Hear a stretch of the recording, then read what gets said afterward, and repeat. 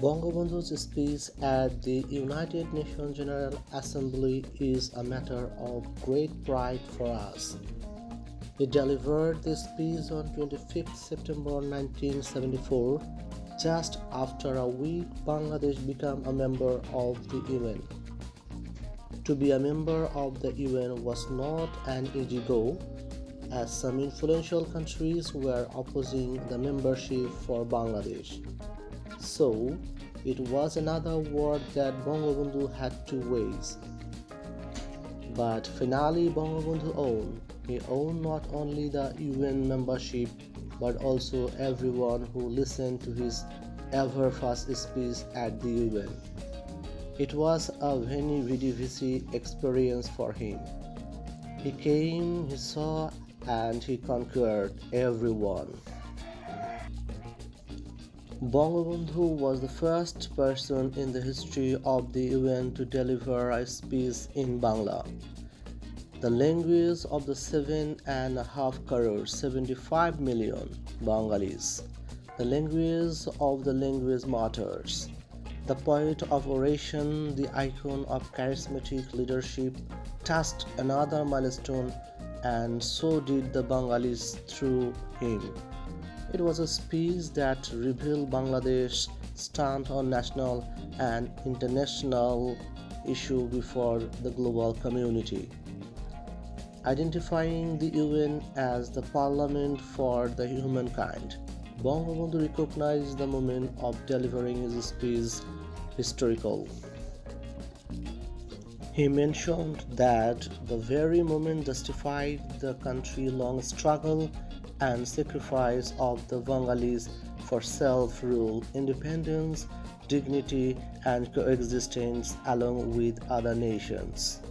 He assured that Bangladesh would follow the ideology of mutual respect, national sovereignty, regional integrity, and non-interference into internal issues of other countries. Bangabandhu explained Bangladesh's absolute pledge to the UN charters and remain how the people of his country made the highest sacrifice to achieve the same. The father of the nation added that Bangladesh would look forward to such a world where peace and justice would take their rightful place.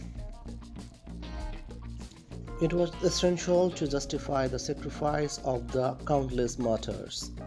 In his speech, Bangabandhu expressed his utmost gratitude to the UN and the international community for standing beside Bangladesh with their aid and support in the reconstruction of the war-ravaged country. Relocation of 10 million war refugees who took shelter in India during the Liberation War. The leader of the country reminded the world how Bangladesh stood in the ruins and debris of a war where people were just struggling for survival. However, the repeated natural calamities were making their life harder, and people even didn't have a minimum intake of food for a day. Going beyond Bangladesh, he expressed solidarity for all the oppressed people around the world and denounced racism, discriminations, imperialism, and the use of force to stop people's justified movements for their rights.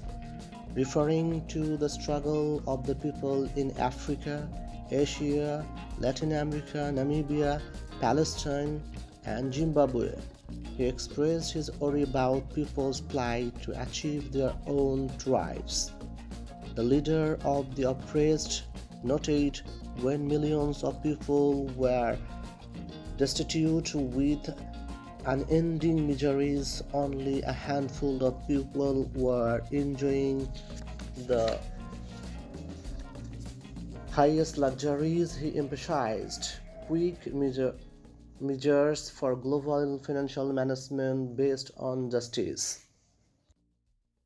Bangabandhu wanted that an absence of such a system would lead the world to experience an unprecedented misery of the history.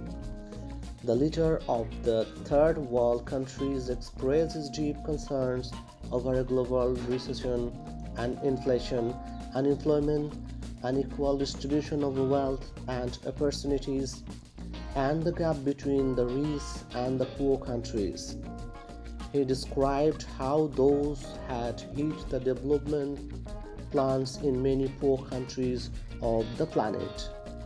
To Bangabandhu, it was a global responsibility to fight these problems and take concerted effort to put an end to this.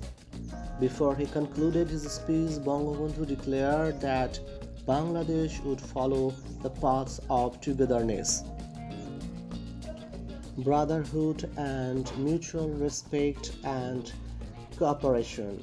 He expected the UN would take substantial role in solving the prevailing human crisis in the subcontinent as well as in other countries. Bangladesh has been following the paths of Bangabandhu, the dreamer and the people's leader, even after his death nearly 5 decades ago.